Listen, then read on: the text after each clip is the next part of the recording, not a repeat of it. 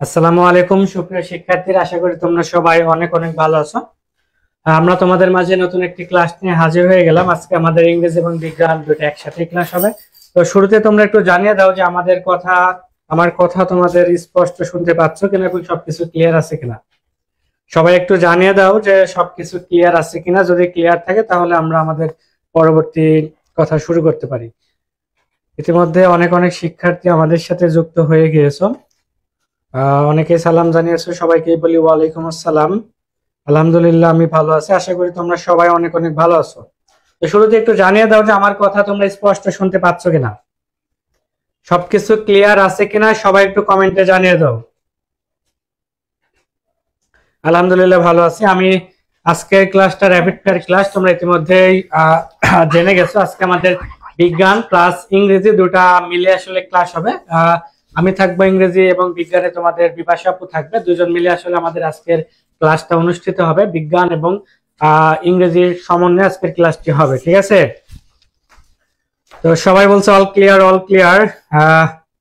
আচ্ছা, যদি সবকিছু ক্লিয়ার থাকে তাহলে তোমাদের সবার প্রতি একটা অনুরোধ থাকবে, তোমরা আজকের এই স্পেশাল ক্লাসটি সবাই একটু তোমাদের ফ্রেন্ডদেরকে একটু মেনশন করে দাও যারা এখনো উপস্থিত হতে পারে নাই, এবং নিজ নিজ টাইমলাইনে ক্লাসটি শেয়ার করে দাও। আজকের ক্লাসটি খুবই মনোমুগ্ধকর হতে যাচ্ছে।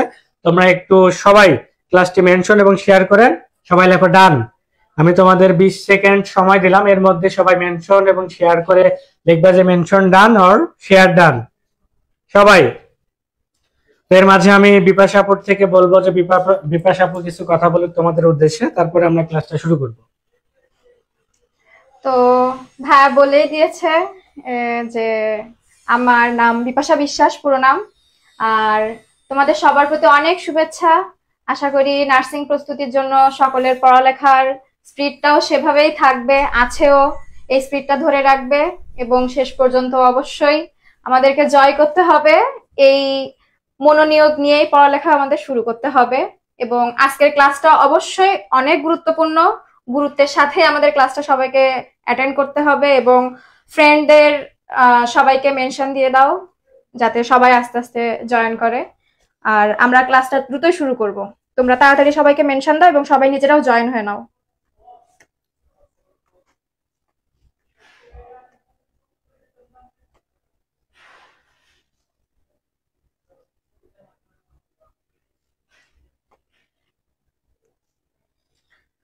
ইতিমধ্যে অনেক অনেক শিক্ষার্থী আমাদের সাথে যুক্ত হয়ে গেছো। তোমাদের সবাইকে আবারও বলি, আজকে আমাদের ইংরেজি প্লাস বিজ্ঞান একসাথে সমন্বয় ক্লাস হবে। ইংরেজি এবং বিজ্ঞান দুইটা ক্লাসে একসাথে হবে। তো ইংরেজিতে আমি থাকবো তোমাদের সাথে এবং বিজ্ঞানে তোমাদের বিপাশা আপু থাকবে। আমরা দুজন মিলে আজকের ক্লাসটা পরিচালনা করব। তো শুরুতে আবার একবার অনুরোধ জানাচ্ছি, তোমাদের যেসব ফ্রেন্ডরা আজকের ক্লাসে এখনো উপস্থিত হতে পারে নাই তাদেরকে একটু মেনশন করে দাও এবং শেয়ার করে দাও যাতে তারাও আজকের এই স্পেশাল ক্লাসটি দেখতে পারে এবং ক্লাস দেখে তারাও যেন উপকার পায়, ঠিক আছে? তো আমি দেখছি ইতিমধ্যে অনেক অনেক শিক্ষার্থী যারা আমাদের ইতিমধ্যে যুক্ত হয়ে গেছো। সবাইকে আজকের ক্লাসে আমি স্বাগত জানাই।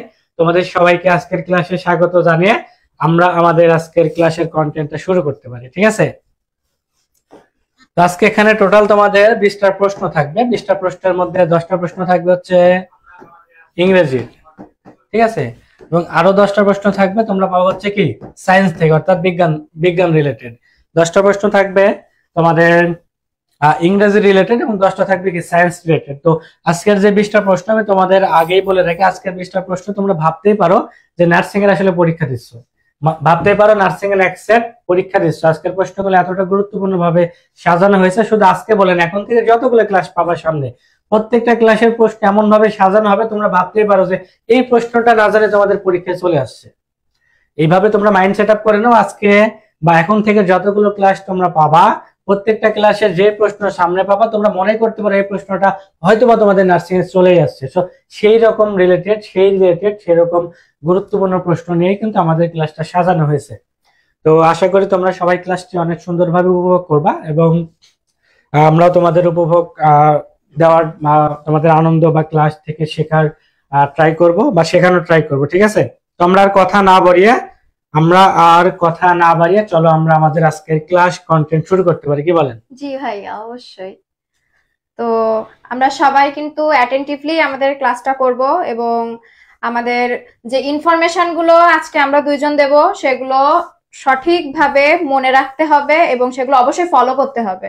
শুধু ইনফরমেশন দিলেই তো হবে না, অ্যাডভাইস দিলেই তো হবে না, সেগুলো অবশ্যই আমাদেরকে নিজেদের ভিতরে গেঁথে নিতে হবে যে এভাবে এভাবে ভাইয়ার আপুরা বলছে, তাদের নির্দেশনা অবশ্যই আমরা খেয়াল রাখবো এবং সেই অনুযায়ী চলবো, যাতে আমরাও ভাইয়া আপুদের মতো মানে নিজেদের স্বপ্ন পূরণে সার্থক হই। সেই উদ্দেশ্যে আজকে আমাদের ক্লাস। তো আমরা সবাই শুরু করতে পারি। তার আগে তোমাদের প্রথম প্রশ্নে যাওয়ার আগে আমি আরো একটা প্রশ্ন করি। তোমাদের আপু কিন্তু একটা ওয়ার্ড বলছে এবং এটা কিন্তু খুবই গুরুত্বপূর্ণ ওয়ার্ড তোমাদের জন্য। বলো অ্যাটেন্টিভলি কোন পার্টস অফ স্পিচ? তোমরা একটু কমেন্টে জানাও। প্রশ্নে যাওয়ার আগে আসলে তোমাদের প্রশ্ন করে ফেললাম। বলো অ্যাটেন্টিভলি কোন পার্ট অফ স্পিচ? কে প্রথম অ্যান্সার দিতে পারে একটু দেখি। যারা আসলে ক্লাসে উপস্থিত হয়েছে তাদেরকে ইনবক্স অর মেনশন দিয়ে লাভ নেই। যারা এখানে ক্লাসে উপস্থিত হয় নাই তাদেরকে একটু মেনশন করে দাও। সবাই সবাই বলো যে অ্যাটেন্টিভলি কোন পার্ট অফ স্পিচ? দেখি। এই যে মেঘলা আকাশ বলছে অ্যাডভার্ব, জাহিদুল ইসলাম বলছে অ্যাডভার্ব, অনেকে অ্যাডভার্ব বলছো। তাদের সবাইকে অসংখ্য অসংখ্য ধন্যবাদ যে তোমরা সঠিক অ্যান্সার করতে পারছো। তো আমি তোমাদের ছোট্ট করে একটা বলে দেই। দেখো, কোন শব্দের শেষে যদি টিআইভি থাকে, কি থাকে? টিআইভি, সেটাকে আমরা বলেছি অ্যাডজেক্টিভ। কি বলি? অ্যাডজেক্টিভ। তার মানে অ্যাটেন্টিভ পর্যন্ত কি বলতো? অ্যাডজেক্টিভ। বাট এখানে শব্দটাকে অ্যাটেন্টিভলি মনে রাখবা, কোন অ্যাডজেক্টিভের সাথে যদি এল ওয়াই যুক্ত হয় তাহলে সেই ওয়ার্ডটা অবশ্যই কি হয়ে যায়? অ্যাডভার্ব হয়ে যায়। কি হয়? অ্যাডভার্ব। যেমন তোমরা বলতে পারো স্লোলি, ঠিক আছে? আরো বলতে পারো কি পারফেক্টলি। এই ওয়ার্ডগুলো কিন্তু প্রতি বছর একটা করে অ্যাডভার্ব থেকে প্রশ্ন তোমরা পাবা, এই জন্য তোমাদের এটা দেওয়া। অনেকে অ্যান্সার করছো অ্যাডভার্ব, আশা করি তোমরা বুঝতে পারছো। চলো আমরা আমাদের আজকে আসলে যে রিলেটেড প্রশ্ন নিয়ে আসছি সেটা একটু দেখি। প্রশ্নের আগে দেখো যে আমাদের গত বছর যারা আসলে নার্সিং ভর্তি পরীক্ষায় মানে আমাদের সাথে কোচিং করে এই যে বিশাল সংখ্যক একটা শিক্ষার্থী কিন্তু চান্স পেয়েছে। তো তোমরা অবশ্যই চান্স পাবা, আমরা এটা আশা রাখি যে আমাদের শিক্ষার্থীরা পরবর্তী বছরও কি এরকম একটা সাফল্য বয়ে আনবে। এখানে সবার ছবি যদিও দেওয়া নেই, বাট আংশিক একটা ছবি দেওয়া। আশা করবো যে পরবর্তী বছর এর থেকে অনেক দ্বিগুণ দ্বিগুণ দ্বিগুণ থেকেও যেন দ্বিগুণ হয় তোমাদের চান্সের হারটা। ঠিক আছে? একটু আমি কথা বলি। এখানে তোমরা এই যে সমাপ্তি আপু ছবিটা দেখতে পাচ্ছ কি পাচ্ছ না জানি না, এই আপুটা কিন্তু আমাদের কলেজেই পড়ে। তো এরকম সমাপ্তি সাহা, ওই আপুটা এখানকার স্টুডেন্ট ছিল, এখন সে আমার সাথে আমাদের কলেজেই পড়ে। তো আমি যেন পরের বছর বলতে পারি তোমাদের ভিতর থেকে কেউ এখানে ছবি থাকবে এবং বলতে পারবো যে ও কিন্তু আমাদের ক্লাসে আমাদের কলেজেই পড়ে, আমাদের সাথেই পড়ে, আমাদের জুনিয়র। এমনটা যেন উজ্জ্বল মুখ তোমরাও আমাদের করো, সেই আশা আমাদের কিন্তু সবসময় থাকবে। তো সেই অনুযায়ী পড়ালেখা আমাদেরকে করতে হবে। প্রথম প্রশ্ন চলে আসছে। প্রথম প্রশ্নের অ্যান্সারটা সবাই একটু কমেন্টে লিখে ফেলো, আমরা অবশ্যই সেটার বিস্তারিত ব্যাখ্যা তোমাদের দিয়ে দিব। ওয়ালাইকুম আসসালাম, অনেকেই সালাম জানিয়েছো, সবার উদ্দেশ্যেই বলি ওয়ালাইকুম আসসালাম। আমি আলহামদুলিল্লাহ অনেক অনেক ভালো আছি, আশা করি তোমরা সবাই অনেক অনেক ভালো আছো। প্রথম প্রশ্নের অ্যান্সারটা সবাই একটু দিয়ে দাও তো, কি হবে বলো? দেখো, he dash the offer without any hesitation. সে কোনো হেজিটেশন ছাড়াই কি করলো? তার অফারটা রিজেক্ট করলো। কি করলো? প্রত্যাখ্যান করলো। আমি একটু বাংলা বলে দিলাম। এখান থেকে দেখো গ্রুপ ভার্ব প্রত্যেক জায়গায় টার্নড আছে, তাই না? একটা অফ, একটা ডাউন, একটা ওভার, একটা ইন। এখন বলো তো কোনটা অ্যান্সার হবে? প্রথম প্রশ্ন কে কে কোনটা পারো একটু দেখি। আমি আবারও বলি, আমার ইংরেজি 10টা আছে। এই 10টার মধ্যে তুমি আজকেও দেখবা যে 10টার মধ্যে আসলে কয়টা পারো, তুমি সেটা নোট করে রাখবা যে 10টা প্রশ্নের মধ্যে তুমি কয়টা সঠিক অ্যান্সার পারছো নিজের যোগ্যতায়। ঠিক আছে?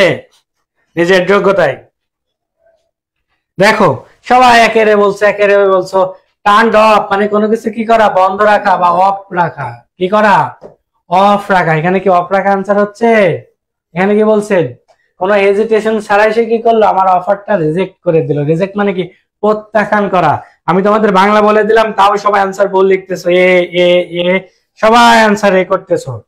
যাক, সবাই অ্যান্সার এ করতেছো, তোমাদের সবাইকে অসংখ্য অসংখ্য ধন্যবাদ জানাই সঠিক অ্যান্সার করার জন্য, তাই না? চলো আমরা প্রত্যেকটার ব্যাখ্যা দেখি। টার্ন ওভার মানে কি? একজনের কাজ আরেকজনের কাছে হস্তান্তর করা। টার্ন ওভার করা। টার্ন ওভার মানে কি? হস্তান্তর করা। টার্ন ওভার মানে কি? হস্তান্তর করা। আর টার্ন ইন মানে জমা রাখা। কি রাখা? জমা রাখা। আর টার্ন ডাউন মানে হচ্ছে প্রত্যাখ্যান করা। ঈশিতা সরকার আবার বি লিখেছো কেন? টার্ন ডাউন অর্থ কি? প্রত্যাখ্যান করা। তাহলে আপু কোনটা অ্যান্সার হবে বলেন? অবশ্যই টার্ন অফ। টার্ন ডাউন, কারণ এটা প্রত্যাখ্যান। Sorry, he he dash the offer without any hesitation. ঠিক আছে, এই যে আপুর মতো যারা এরকম ভুল করছো তাদের সবাইকে বলি তোমরা আমাদের রিস্টার্ট ব্যাচে চলে আসো। যদিও আপু ইংরেজি টিচার না, তোমাদের চিন্তার কিছু নেই, আপু কিন্তু বিজ্ঞান যখন আমাকে ধরবে তখন আমিও কিন্তু কিছু পারবো না। যাই হোক, তার মানে এটা কি বলছে, he dash the offer, he turn down the offer, অর্থাৎ সে অফারটা কি করলো, রিজেক্ট করলো উইথাউট এনি হেজিটেশন, কোনো ঝামেলা ছাড়াই সে কি করলো, তার অফারটা রিজেক্ট করলো, অর্থাৎ প্রত্যাখ্যান করলো। এবার হচ্ছে বিজ্ঞান প্রশ্ন, আপনি এটা অ্যানসার করে দেন। আচ্ছা, তো আমাদের প্রশ্নটা হচ্ছে শরীরে বিলিরুবিনের মাত্রা বেড়ে গেলে তাকে কি বলা হয়? তোমরা একটু অ্যানসারটা দেওয়ার চেষ্টা করো। আমাদের শরীরে বিলিরুবিনের মাত্রা বেড়ে গেলে তাকে কি বলা হয়? সবাই একটু অ্যানসার দিয়ে দাও, দেখি কে এটা সঠিক অ্যানসার করতে পারো, বলো সঠিক কোনটা। সঠিকটা বলে দিয়েছে যে 231 জন আমাদের সাথে যুক্ত আছো, তোমাদের সবাইকে আমি আরো একবার বলবো যে তোমরা সবাই একটু মেনশন এবং সবাই নিজ নিজ টাইমলাইনে ক্লাসটি শেয়ার করে ডান লেখো সবাই। আমরা চাই যে 300 প্লাস উপস্থিত আজকের ক্লাসে থাকুক। তো আমাদের মাহমুদা ইয়াসমিন শুধু বলেছে এ। এ কেন? আমাদের বিলিরুবিনটা কি সেটা আগে জানতে হবে। আমাদের হিমোগ্লোবিনের যে হিম অংশটা, এটা যখন ভেঙে যায় তখন বিলিরুবিন ও বিলিভার্ডিন আকারে ভাঙে। তো আমাদের এই বিলিরুবিনের বর্ণ হয় হলুদ এবং বিলিরুবিনের বর্ণ হয় সবুজ। তো আমরা কি জানি যে জন্ডিস রোগ হলে মানে কেমন দেখায়? আসলে জন্ডিস রোগীদের কিন্তু শরীরটা হলুদ আকারের হয়ে যায়। আমাদের সঠিক উত্তরটা এখানে হবে যে শরীরে বিলিরুবিনের মাত্রা বেড়ে গেলে তাকে কি বলা হয়? এখানে জন্ডিস। আমাদের এই যে বিলিরুবিনটা একটা হলুদ পদার্থ, এটা বজ্র পদার্থ, পিত্তথলি থেকে নিঃসৃত হয়। আর অ্যানিমিয়া হচ্ছে রক্ত স্বল্পতা। অ্যানিমিয়া হলে আমাদের শরীর ফ্যাকাশে হয়ে যায়, চোখ মুখ মানে আমাদের চোখের এখানে যখন ডাক্তাররা চেক করে যে এই তলার পাটটাতে রক্ত আছে কিনা, লাল কালার আছে কিনা, সেরকম দেখে। চোখ মুখ দেখলেই বোঝা যায় যে ফ্যাকাশে একটা ভাব আমাদের চোখে মুখে বোঝা যায়। আর রিকেটস হচ্ছে আমাদের মানে এটা ভিটামিন ডি এর অভাবে হয়। আমাদের যখন হাড় বেঁকে যায় এই রিকেটস রোগটা হলে। আর ডায়াবেটিস হয় আমাদের ইনসুলিন নামক যে প্রোটিনটা, সেটার অভাবে আমাদের শরীরে ডায়াবেটিস রোগটা হয়। তো এখানে সঠিক উত্তরটা হবে জন্ডিস। আমাদের শরীরে বিলিরুবিনের মাত্রা যখন বেড়ে যায় তখন তাকে জন্ডিস বলা হয়। তোমরা কি সবাই ক্লিয়ার? অ্যানসার কি হবে বলো তো? Answer B. বি ফর কি তোমরা একটু কমেন্টে জানিয়ে দাও তো, পালসের বাচ্চারা একটু কমেন্টে জানিয়ে দাও যে বি ফর কি। যাই হোক, তোমাদের 2 নম্বর প্রশ্নটা, 2 নম্বর মানে কি, প্রথমে এ হচ্ছে 1 নাম্বার আর 2 নম্বরে কি বি, তো সেখান থেকে আনসারটা কি হয়েছে? বি হয়েছে। তো এটা ভেবে যারা মনে করছো পরবর্তী প্রশ্নটা সি হবে তাদের জন্য এক বালতি সমবেদনা জানাই। চলো আমরা পরবর্তী প্রশ্নটা একটু দেখি। এটা সবাই একটু কমেন্টে করো তো, which sentence is in the correct passive voice। ঠিক আছে, এখানে এটা কাটা যাবে, মানে কোনটা প্যাসিভ ভয়েস কারেক্ট আছে বলো, একটু কমেন্টে জানাও তো কোনটা প্যাসিভ ভয়েস কারেক্ট। সবাই একটু কমেন্ট করো। বি ফর ব্যাম্বো, একজন লিখছে বি ফর ব্যাম্বো মানে কি বাঁশ। বাঁশও কিন্তু বি দিয়ে শুরু হয়, আবার আমার নামটাও কি বি দিয়ে শুরু। চলো পরবর্তী প্রশ্নটা দেখো, which sentence is in the correct passive voice, মানে 4টা বাক্য দেওয়া আছে, 4টা বাক্যের মধ্যে কোনটা কারেক্ট আছে প্যাসিভ ভয়েস, অর্থাৎ প্যাসিভ নট অ্যাক্টিভ। ঠিক আছে, ওটা কোনটা প্যাসিভ ভয়েস আছে তোমরা একটু বলো। সবাই সবাই আগে এটা কমেন্ট করো রে ভাইয়ারা, বলো কোনটা আনসার হবে।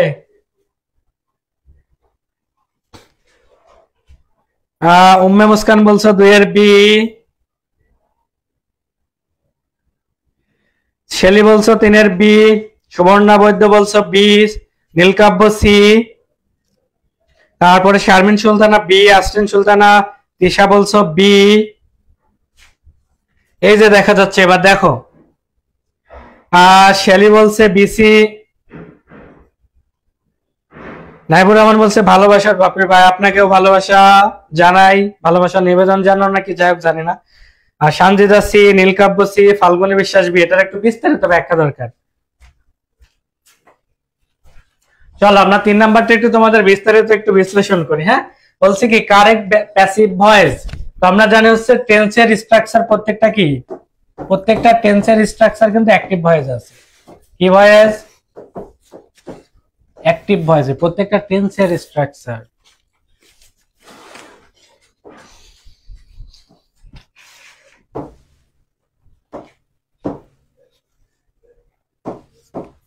দেখো someone has stolen, has plus v3, has plus v3 এটা হচ্ছে আমরা কি জানি বলো তো? Present perfect tense. কোন টেন্স? Present perfect tense. টেন্সের স্ট্রাকচারের সাথে মিলে গেলে সেটা অ্যাক্টিভ ভয়েস, তার মানে এটা অ্যাক্টিভ। আমার চাইছে কি প্যাসিভ, তার মানে এটা হবে না। পরেরটা দেখো, মাই ফোন হ্যাজ স্টোলেন, এটাও সেম, হ্যাজ প্লাস v3 আছে। কি আছে? হ্যাজ প্লাস v3, তার মানে এটা হচ্ছে অ্যাক্টিভ ভয়েস আছে, এটাও হবে না। আমার লাগবে কি প্যাসিভ ভয়েস। এখন দেখো প্রেজেন্ট কন্টিনিউয়াসে প্যাসিভ ভয়েসে বিং হয়, আর প্রেজেন্ট পারফেক্টে প্যাসিভ ভয়েসে বিন হয়, তার মানে এটাও প্যাসিভ, এটাও প্যাসিভ, দুইটাই কি প্যাসিভ আছে। বি নাম্বারও প্যাসিভ, সি নাম্বারও প্যাসিভ। এখন অ্যানসার করবা কোনটা? আমরা এটা একটু অ্যাক্টিভ করি। অ্যাক্টিভ যদি লিখি, মনে করো আমি বি নাম্বারের অ্যাক্টিভটা লিখলাম, সামওয়ান এর সাবজেক্ট দিলাম,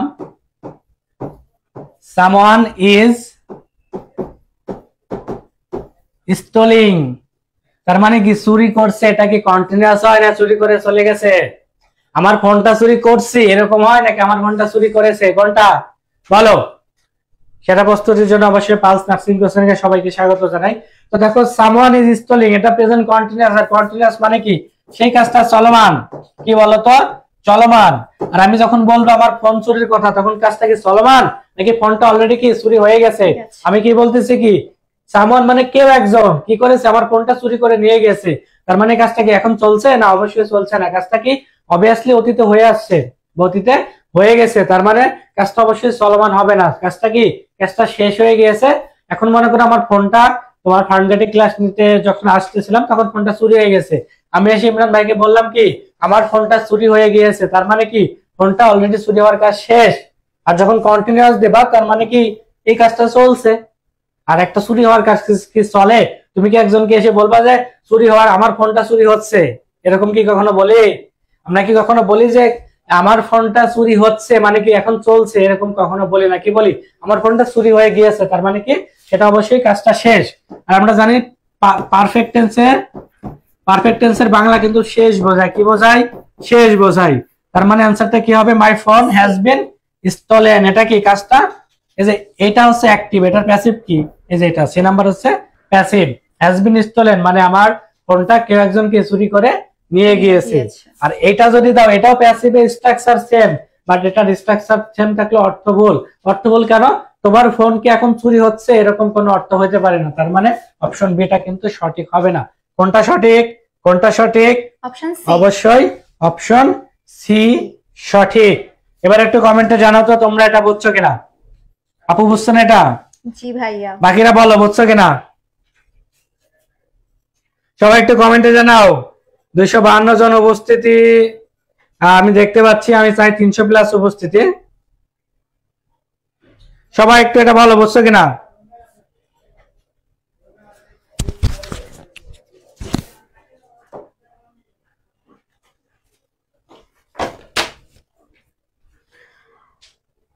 তো আগেরটা তো সবাই বুঝেছো। এবার এখানে এই প্রশ্নটা দেখো, ডিম পাড়ে কোন স্তন্যপায়ী প্রাণী? তো এর উত্তরটা একটু আমাকে দাও, সবাই একটু নিজেরা চেষ্টা করো।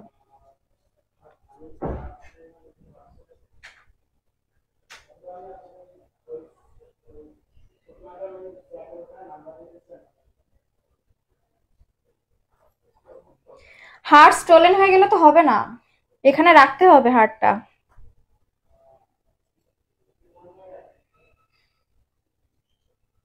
আচ্ছা আচ্ছা বলো, তোমরা এটা বলো, ডিম পাড়ে কোন স্তন্যপায়ী প্রাণী? তো এখানে আমরা দেখে কিন্তু দুইটা জিনিস বুঝতে পারছি যে ইঁদুর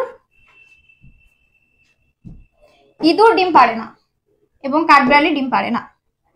তো অপশন এই দুটোর ভিতরে যে কোনো একটা হবে। এখন বলো তোমরা একটু এই দুটোর ভিতরে কোনটা হবে সেটা একটু আমাকে কয়েকজন জাস্ট কমেন্টে জানাও।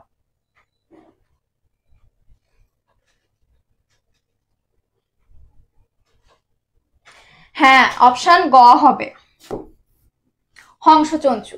এটা হচ্ছে প্লাটিপাস। এবং এই যে বনরুই জিনিসটা, এটা হচ্ছে পেঙ্গুলন, যেটা এটা তোমার আগে স্তন্যপায়ীর ভিতরে ধরা হতো, কিন্তু এখন আর এটাকে স্তন্যপায়ীর ভিতরে ধরা হয় না।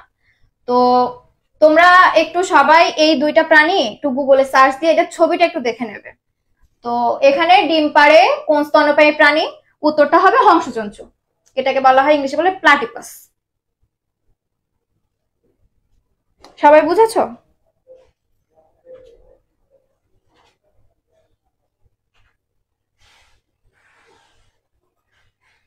এটা কি বিপাশা আপু বিশেষ করবে? না না, বাপ্পি ভাইয়া ডিম পারে না, এই যে হংসচঞ্চু ডিম পারে।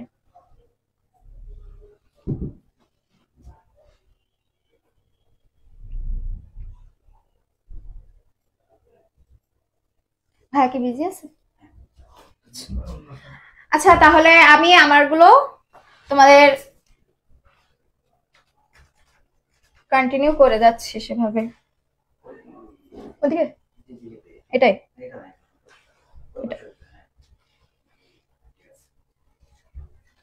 আচ্ছা, এর পরের প্রশ্নটা সবাই খেয়াল করো একটু। ডেঙ্গু রোগ ছড়ায় কোনটি? এটা কিন্তু সবার পারা উচিত।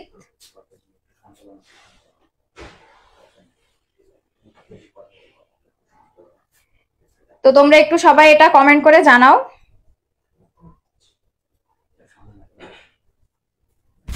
হ্যাঁ, হচ্ছে বনরুই। কি বনরুই হচ্ছে এটা একটা প্রাণী। তোমরা জাস্ট এটা একটু গুগলে সার্চ দিয়ে ছবিটা দেখে নাও। একটু কাটা কাটা কাটা মতো শরীরের মাথার দিকটাতে একটু পাট পাট পাট পাট টাইপ। ওদেরকে বনরুইটাকে আগে স্তন্যপায়ীর ভিতরে ধরা হতো, কিন্তু এখন ওদেরকে আর স্তন্যপায়ীর ভিতরে ধরা হয় না। ওর অ্যান্সারটা হংসচঞ্চু হবে, প্লাটিপাস। হ্যাঁ, এটার অ্যান্সার ডি হবে, এডিস মশা। ডেঙ্গু রোগ ছড়ায় এডিস মশা। অ্যানোফিলিস মশার কারণে হয় কিন্তু ম্যালেরিয়া, আর কিউলিক্স মশার কারণে গোদ রোগ হয়। এটা কিন্তু মাথায় রাখতে হবে, অ্যানোফিলিস ম্যালেরিয়া আর কিউলিক্স হচ্ছে গোদ রোগ হয়।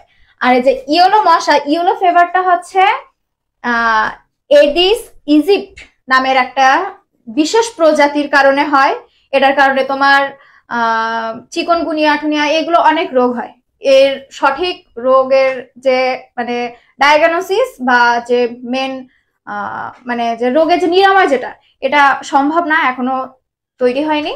তবে এই যে এই দুটো হচ্ছে অ্যানোফিলিক্স মশার কারণে হয় ম্যালেরিয়া, কিউলিক্স এর কারণে হয় গোদ রোগ, এডিস মশার কারণে হয় ডেঙ্গু। বুঝেছো সবাই? বুঝতে পারছো সবাই? একটু কমেন্টে জানাও যে তোমরা এটা বুঝতে পারছো কিনা। যারা বুঝছো অবশ্যই তোমরা একটু কমেন্টে জানিয়ে দাও। আমি কিন্তু মানবিকের ছাত্র হয়েও বুঝে গেছি, বুঝছো? আপুর পিছনে লেজ আছে তাই না? আমার পিছনে লেজ না, আমার পিছনে বাদুড়ের হাড় আছে। অনেক চঞ্চল আমি। এই যে এইটার অ্যান্সার করো দেখি, কে কে পারো বলো। এটার অ্যান্সার বলো সবাই। 5 নাম্বার প্রশ্নের অ্যান্সারটা সবাই একটু বলে দাও কি হবে।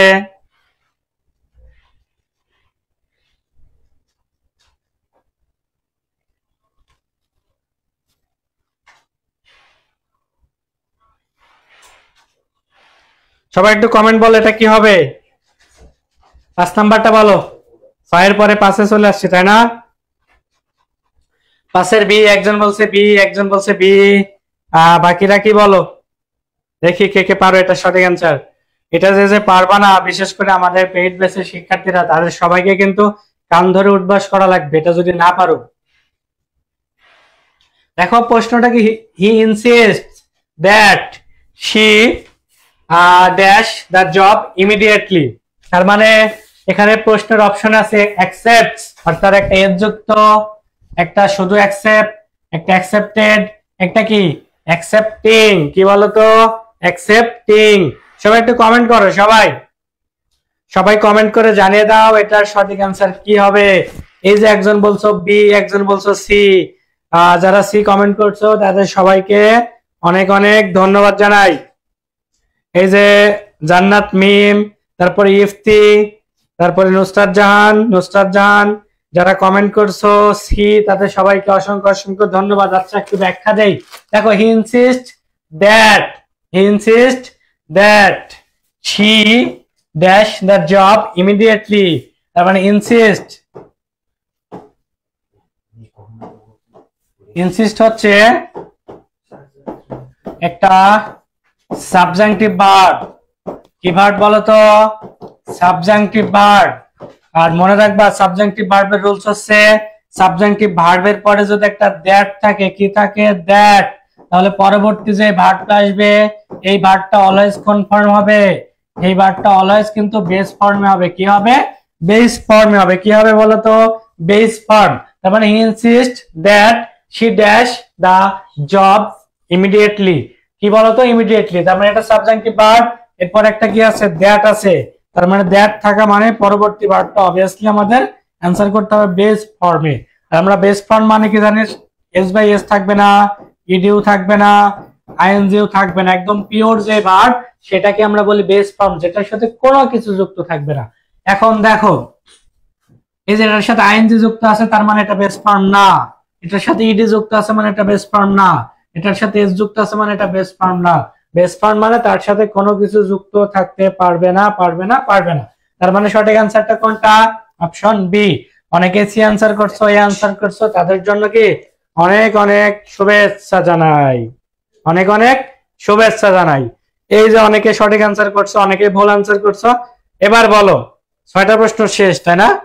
এই 6টা প্রশ্ন তোমাদের কাছে ক্লিয়ার কিনা কমেন্টে জানাও। সবাই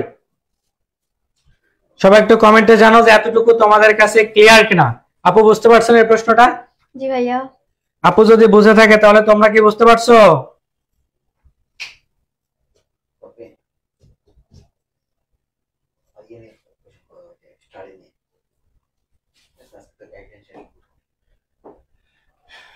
এটাও শেষ।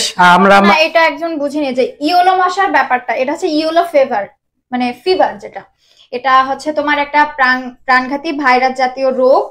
আর সরি, এখানে কোনটা ছিল ওটা?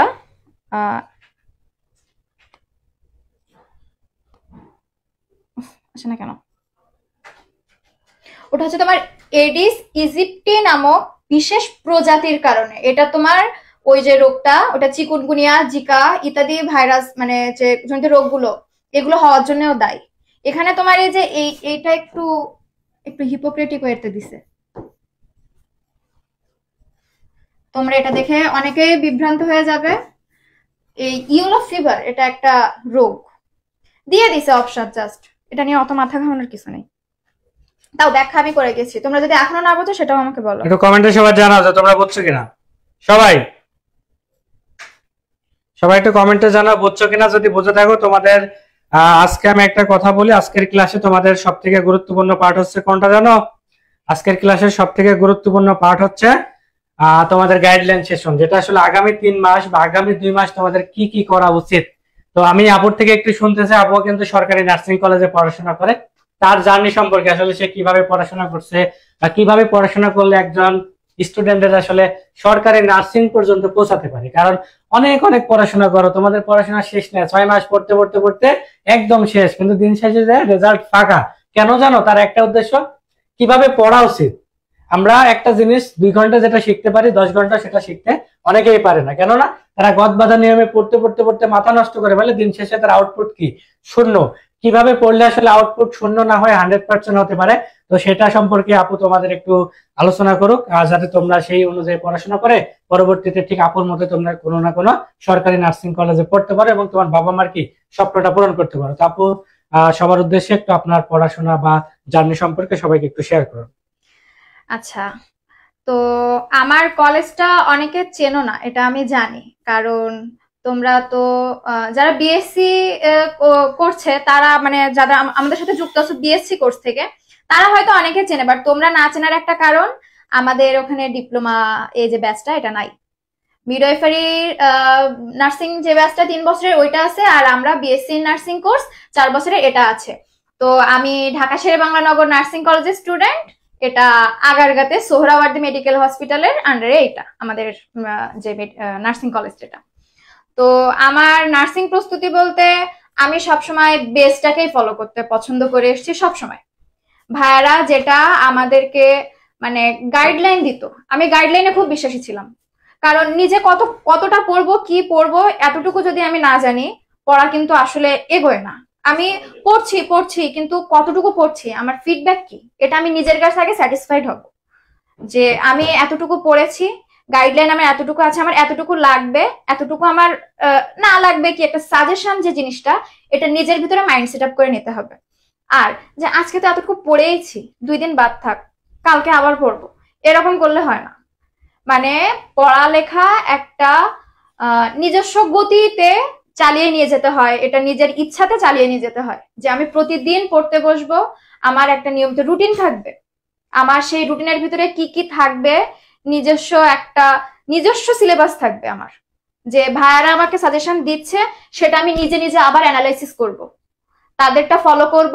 প্লাস আমারও যদি মনে হয় যে এখানে আমার কিছু ল্যাকনেস আছে, আমার এখানে নিজেকে টেনে তুলে নিতে হবে, আমার আরো একটু এক্সট্রা পড়তে হবে, সে পড়াটা আমার সেখানে অ্যাড করতে হবে। আর ইংলিশের ক্ষেত্রে আমি যেটা করেছিলাম সেটা হচ্ছে মেন রুল সব সময়, আর যত প্র্যাকটিস করা সম্ভব, যত practice makes a man perfect, এর কোনো দ্বিমত নেই, এটা আমাদেরকে সবসময় ফলো করতে হবে। তো এটাই। আর তাছাড়া নিজস্ব স্ট্র্যাটেজি কিছু কিছু খাটাতে হয়, সেটা নিজস্ব ব্যাপার। তো এগুলো আমাদের সবসময় ফলো করে চলতে হবে। তো আপু তোমাদের একটা কথা বলছে, আমি একটু লিখি যদি কথাটা, দেখো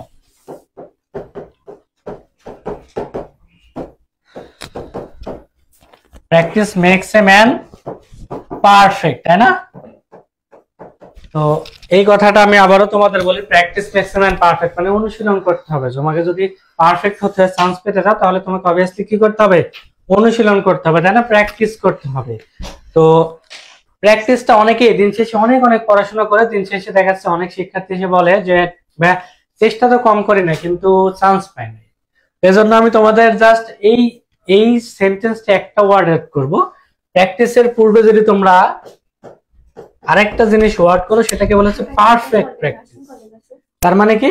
perfect practice makes a man perfect. তোমার প্র্যাকটিসটা তুমি যে কোনো ভাবে প্র্যাকটিস করলে হবে না, তোমার প্র্যাকটিসটা হতে হবে কি? পারফেক্ট। যখন প্র্যাকটিসটা হবে তোমার পারফেক্ট, তখন তোমার প্রস্তুতিটা হবে কি?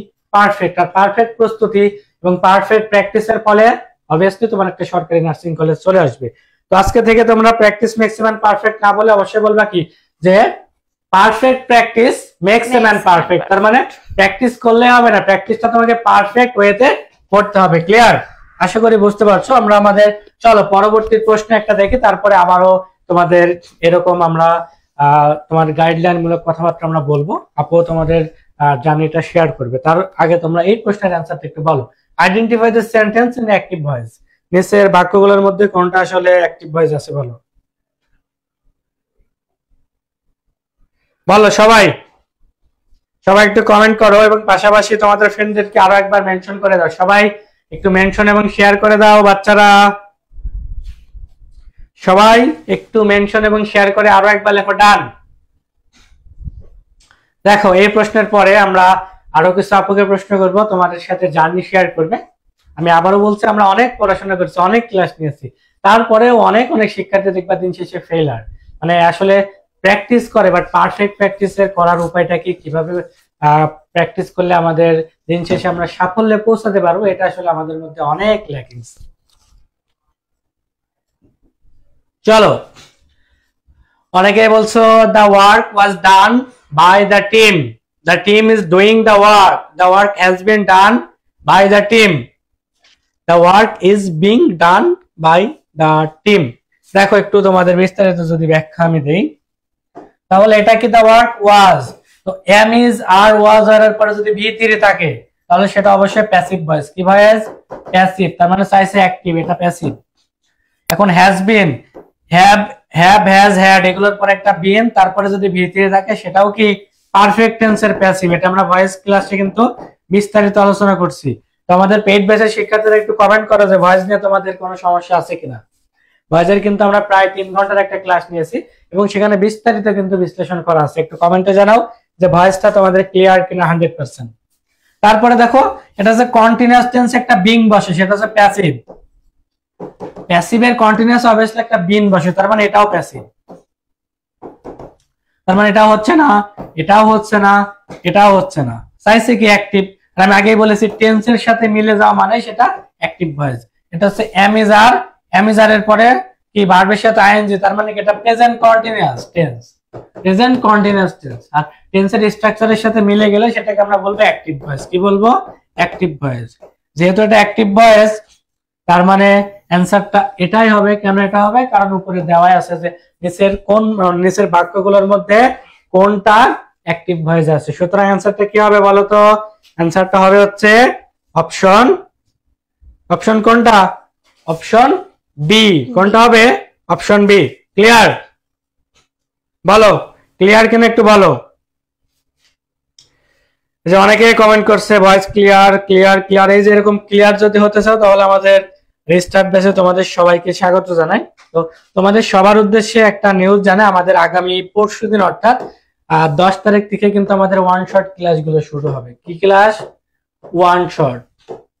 এখানে প্রত্যেকটা সাবজেক্ট, প্রথম ক্লাসটা হচ্ছে আমাদের জিকে ইন্টারন্যাশনালের উপরে অর্থাৎ আন্তর্জাতিক জিকের উপরে প্রথম ক্লাস, এবং এখানে প্রত্যেকটা ক্লাস 3 থেকে 4 ঘন্টা ব্যাপী হবে। এবং এই ক্লাসগুলোর স্লাইড কিন্তু আমরা একবারে উন্নত মানের স্লাইড করছি। তোমাদের স্লাইডের উপরে ক্লাস নেওয়া হবে, আমাদের শিক্ষক তোমাদের সম্পূর্ণ স্লাইডটা বুঝিয়ে দিবে। বোঝানোর পরে তোমাদের তো অনেকের কাছে ক্লাসে সবটুকু নোট করতে পারো না, অনেকের কাছে কথা শুনতে যে নোট করতে পারো না। পরবর্তীতে তোমাদের এই পুরো স্লাইডটা কিন্তু তোমাদের পিডিএফ আকারে আমাদের রিস্টার্ট ব্যাচে যারা ভর্তি হয়েছে তাদের সবাইকে আমরা দিয়ে দিব।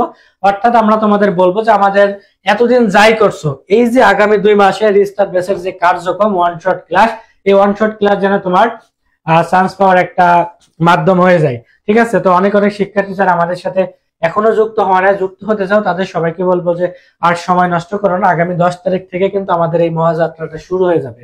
ঠিক আছে? তো প্রত্যেকটা ক্লাস 3-4 ঘন্টা হবে। আর আমি ইংরেজি ক্লাস সম্পর্কে যদি বলি, ইংরেজি ক্লাসটা ন্যূনতম 4 ঘন্টা করে আমি নিব এখন থেকে। পরবর্তী ওয়ান শট ক্লাসগুলো 4 ঘন্টা করে হবে, এবং এখানে ধরে ধরে দেখাই দিব যে এই জিনিসগুলো তোমাদের পড়তে হবে। সবকিছু পড়া লাগবে না, যেটা ধরে ধরে দেখাবো সেটা যদি পড়ে দাও তাহলে এতটুকু বলতে পারে 20 মার্কের মধ্যে তোমাদের 17 থেকে 18 মার্ক আমাদের ওয়ান শট ক্লাস থেকে তোমরা কমন পেয়ে যাবা। আর শুধু বেশি 20 যারা পেতে চাও যে আমি ইংরেজি ভালো পারি, কেননা আমি তো আমার পালসের স্টুডেন্টদের এখন চিনি, তাদের সব থেকে ভিত্তিকর সাবজেক্ট ছিল ইংরেজি। আজকে যদি আমি এখন জিজ্ঞাসা করি যে তোমাদের সব থেকে ফেভারিট সাবজেক্ট কি, সবার হয়েছে ইংরেজি। তো সেরকম ডেডিকেশন দিয়ে আমরা ক্লাস নেই। তোমার যতই ভীতি থাকুক ইংরেজি পারো না, বুঝি না, অর্থ বুঝি না, এটা বুঝি না, ওটা বুঝি না, তোমাকে জাস্ট একটা কথাই বলবো, তুমি আমাদের পালসের পেইড বেসে তোমাকে স্বাগত জানাই। তুমি আমাদের ক্লাসগুলো করো। ক্লাস থেকে বের হবার পরে যদি বলো যে ভাই আমি বুঝি না, তখন তোমার টাকা আমরা ব্যাক দিয়ে দেবো। ঠিক আছে? এতটুকু নিশ্চয়তা আমরা তোমাদের দিতে পারি। তো এতটুকু আশা তোমরা রাখতেই পারো যে তোমাদের যে সাবজেক্ট গুলো সমস্যা, শুধু ইংরেজি বলে না, প্রত্যেকটা সাবজেক্টের টিচার অলরেডি তোমরা ক্লাস করছো। আশা করি প্রত্যেকটা ক্লাস তোমাদের অনেক ভালো লাগছে, এবং শিক্ষকগুলো কিন্তু পেইড বেসে আরো সুন্দরভাবে ক্লাস নেয়। 2 ঘন্টা, 3 ঘন্টা, 2.5 ঘন্টা, 4 ঘন্টা, এইভাবে কিন্তু আমাদের ক্লাসগুলো কন্টিনিউ হয়।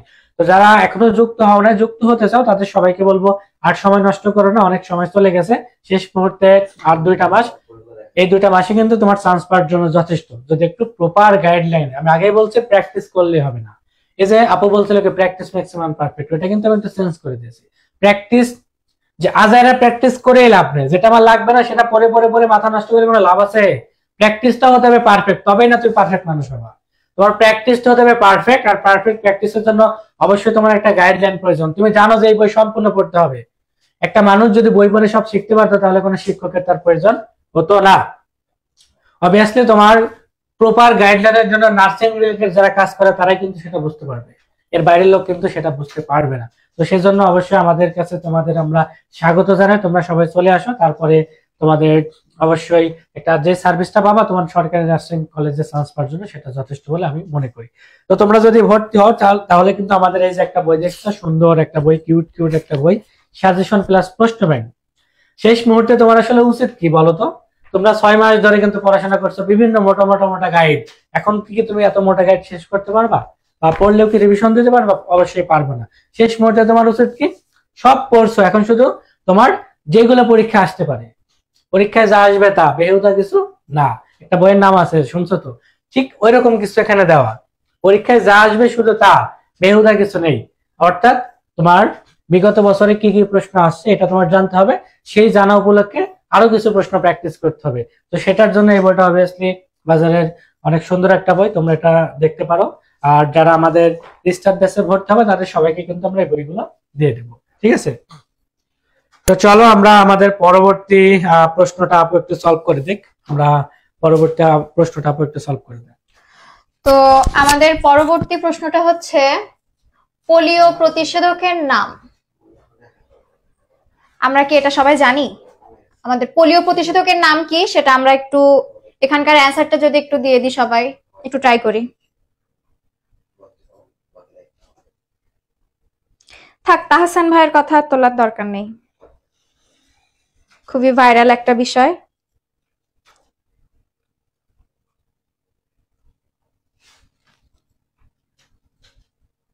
হ্যাঁ, সবাই উত্তর ঠিকই দিচ্ছ। বি।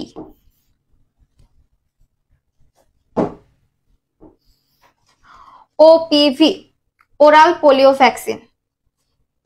এই যে আমাদের পোলিও প্রতিষেধকের টিকা, এটা কিন্তু আমাদের আইএম দেয় না, মানে এটা কিন্তু আমাদের হাতে দেয় না। এটা কিন্তু আমরা যখন আমাদের ছোট ভাই বোনদের নিয়ে যাই টিকা দিতে, তখন দেখি না যে এরকম গালটা এভাবে ধরে একটা ড্রপ দিয়ে আমাদের খাইয়ে দেয়, ওটা হচ্ছে পোলিও। ওটা টিকা, তবে ওটা ওরাল, ওটা মুখ দিয়ে খাওয়ানো হয়। আর এখানে বিসিজি যেটা দেওয়া আছে এটা হচ্ছে যক্ষার টিকা, যক্ষার প্রতিষেধক বিসিজি। আর পিপিটি হচ্ছে ইনফ্লুয়েঞ্জা, আর মিজেলস হচ্ছে হামরুবেলা। তো আমাদের এই যে বিসিজি, যক্ষা টিকা, ওপিভি ওরাল পোলিও ভ্যাকসিন, এটা হচ্ছে পোলিও প্রতিষেধক টিকা, এবং পিপিটি হচ্ছে ইনফ্লুয়েঞ্জা, এবং মিজেলস হচ্ছে হামরুবেলা। তোমরা এইগুলো, আমার একান্ত অনুরোধ থাকবে যারা তোমরা নার্সিং পরীক্ষা দিতে যাবে, টিকা এগুলো যেন বাদ দিয়ে কেউ পরীক্ষা দিতে যাওয়ার দরকার নেই।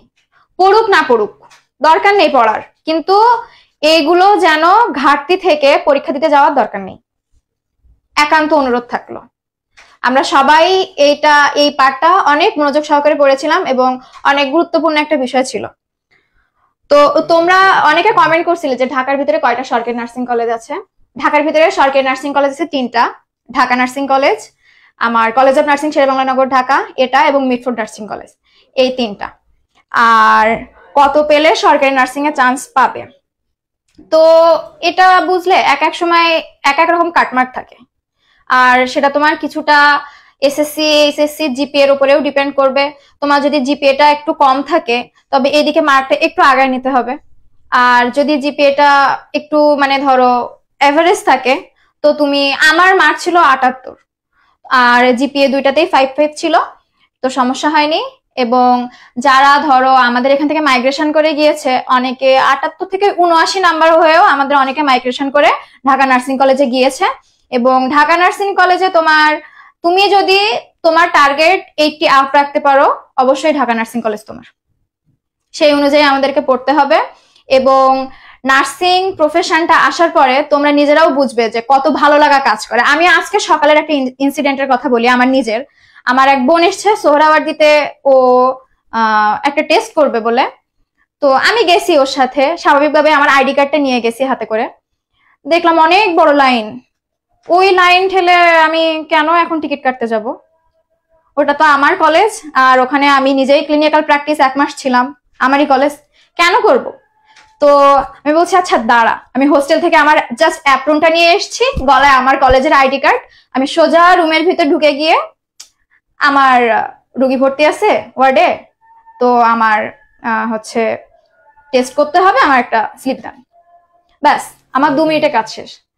তো নতুন এক্সপিরিয়েন্স, এগুলো নিজের কাছে অনেক ভালো লাগবে দেখবে যখন তোমার নিজের ওই অ্যাপ্রনটা, ওই ড্রেসটা যখন নিজের লোকজনের কাজে লাগবে, সবাই তোমাকে বাহবা জানাবে, তোমার কাছে জিজ্ঞেস করবে যে শোন না রে, একটু আমি হসপিটালে কাজ আছে, একটু আসিস। এটা নিজের কাছে অন্যরকম ভালো লাগা।